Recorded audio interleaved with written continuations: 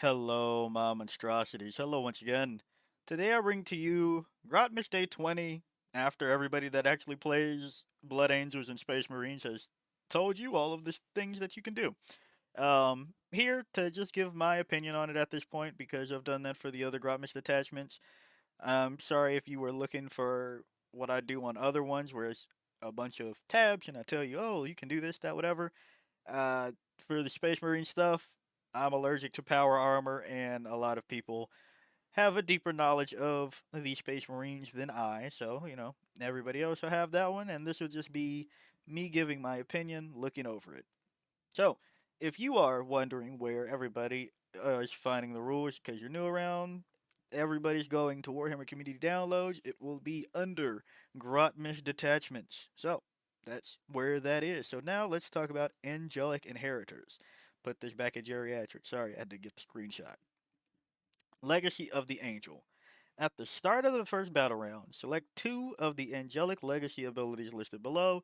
Until the end of the battle, those angelic legacy abilities are active and their effects apply to all Adeptus Astartes character units from your army. Fallback, shoot, and charge. Reroll hit rolls of 1 and wound rolls of 1 for attacks. Um, you can reroll advance and charge rolls made for this unit.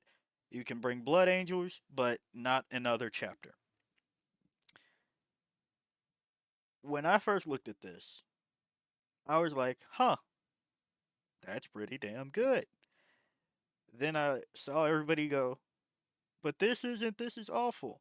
And I'm convinced that some Imperium players just have not looked at some of the other detachments that have come out, like Hexwarp Thrallband, Plague Legion, Warrior Bioform Onslaught. The detachment rule is that warriors get 5 up invuln. They have a 4 up save.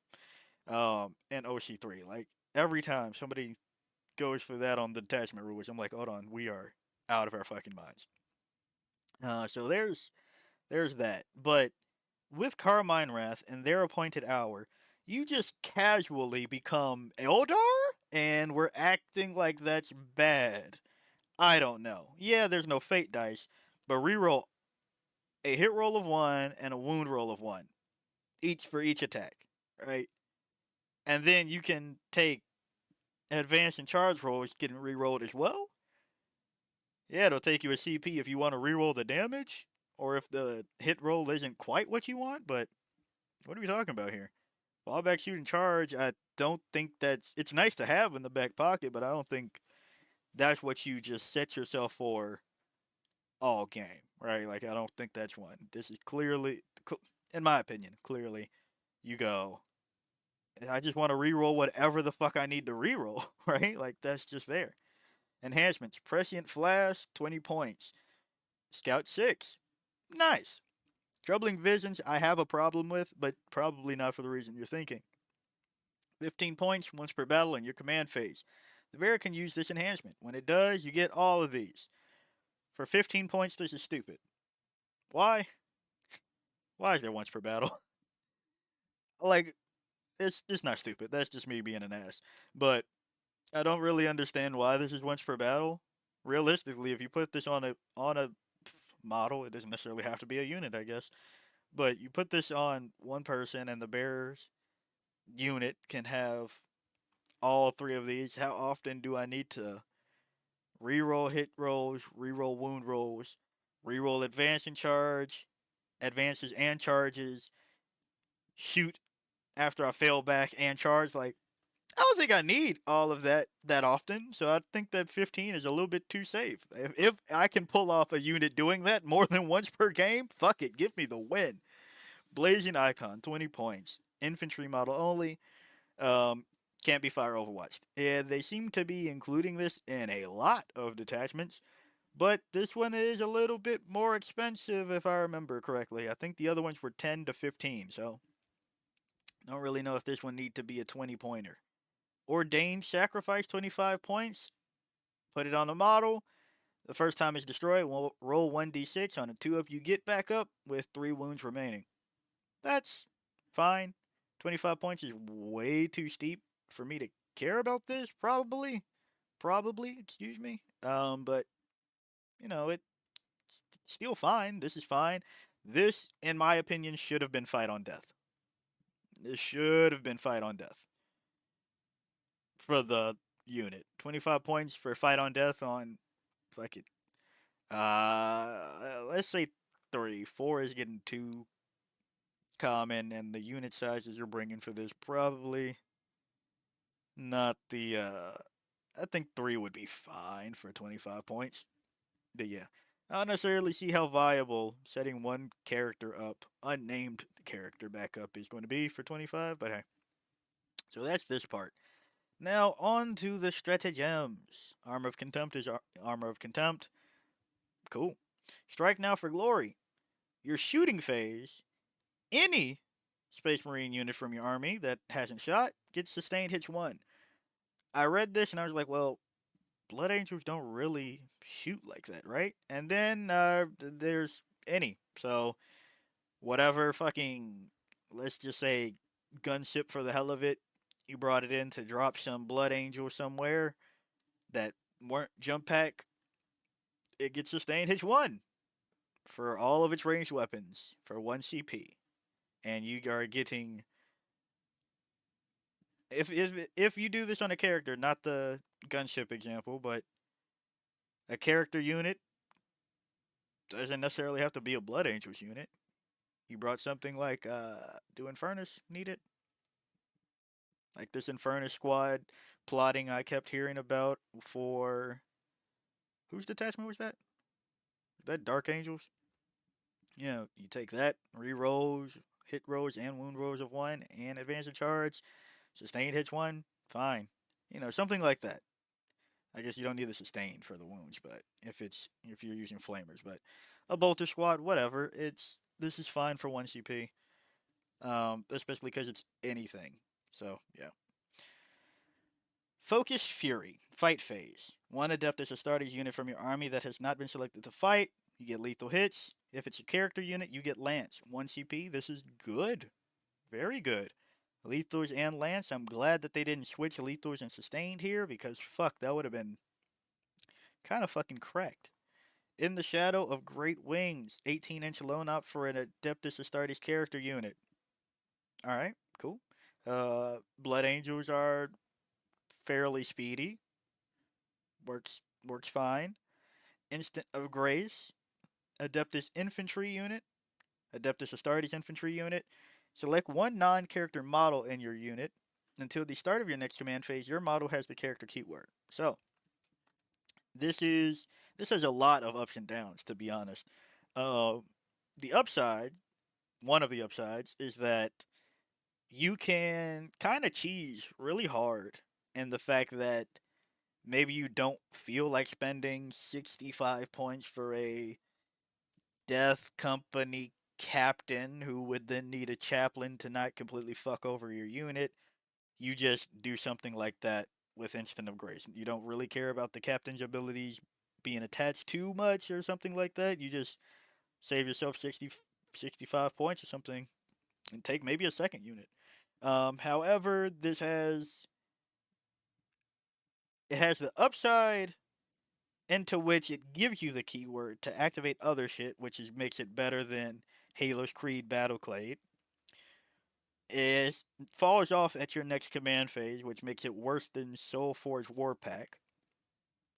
But the other thing is that since it gives the keyword, not just is considered a character for the purposes of all the other rules, you are subject to assassinate again, which, I mean, that's the entire detachment, so you were going to be anyway. But this would be interesting to see if we do see a list that actually doesn't bring that many characters and just relies on Instant of Grace when you want to activate something. The way I would have preferred to see this is kind of what they did for Green Tide, into which if a unit is next to another unit, you get to act like the units combined in a way. So it would have been nice if this was select 1 infantry unit in your army. If it's within 6 inches of a character unit, this unit is considered a character unit. That would have been cool. Unto the Burning Skies. End of your opponent's fight phase. 1 Adeptus Astartes jump pack unit from your army. If it's the Sanguinor, it can be within engagement range, uppy downy. Simple, fine. Probably actually a little bit better than fun now that I think about it. If your jump packs get to leave a fight because they killed everybody and then go back up and then down somewhere else, that'd be nice. Um, Sanguinor being able to be pulled from combat, at first I thought it was like whatever. I believe I understand that the ability won't trigger again, but I compared this to the Zinch Demon one, Scintillating Legion, into which you get to, for a flex token, choose units in engagement range for the Sanguinor. So it's a nice thing to have, not necessarily mad at it. I don't know how useful that disclaimer would be. I would prefer this if it was just your jump pack infantry get to leave engagement range, and if it was not um, a jump pack unit, it'd be cool if that had something like, I don't know, flavor wise, somebody else gets blessed, or I mean, maybe not the red thirst. We've already done that, but whatever. Something that like, oh, a miracle happened over there. The non-jump pack flew away, and then the jump pack got to do it within engagement range. I would have preferred that. That would have been, I think, neat. Maybe overtuned. Who knows? Probably not overtuned if we're being honest. But yeah, this is just all very fine things. All very fine things. I think once people I think this is just Grotmish overall so far, more than anything. I think once you go, oh, this is not the thing that I like already, it's an immediately, well, this is shit. But there's also, it's like seeing the Codex releases all over again. I like that a little bit, where you go, like the first wave, you go, okay, so that's what a Codex should look like. And then the next one is still a little bit like Rocky, you go, and it's kind of what happened. You went, okay, Death Guard, all their infantry, Scout 6, and Stealth. Fuck yeah. And Death Guard are like, this is terrible. And you're like, what the fuck are you on about? Dark Angels? Damn, finally a detachment to run both Ravenwing and Deathwing. Fuck yeah, that's kind of nice. And I would have wanted better. It's like, okay, we can work that out. Tyranids? Warrior Bioform Onslaught. Warriors are really good, right? Not really. So what's good about this detachment? Don't take warriors and you'll like it. All right, fine, fuck it. Um, who else was after that? Was it Hexwarp Thrallband right after that? No, it shit. I think it was. Yeah, Hexwarp. I feel your pain. I'm sorry that happened to you. Right? He's kind of in the same vein of when Admech came out and Necrons. He was like, all right, so like, what do you do for Necrons? You go, all right, that one works over there. It's like, okay, what about the other ones? They're all right. Admech, throw away the book for right now. Just toss it. All right. We'll get to it in a second. So that's kind of what happened. It's really funny how they released these. And then by the end, you're just like, what do you mean I don't get to backflip and do a triple split on top of my opponent's head and win the game immediately? Where it's just like, come on now. You're getting two very solid things at least. And if you feel that you'll be in a lot of tag combat, choose the other one. This is fine. And with Oath on top of things, there will be things that people find that absolutely break this. I know there's no advance in charge. If you really want to do leapfrog shenanigans, you have fallback, shoot, and charge. Something like that, right? You can still re-roll your advances and you still have things that are just fucking fast. You get Scout 6. It's nice. So yeah, if you like the video, like it, got a comment for me, comment. And until next time, peace out, my monstrosities.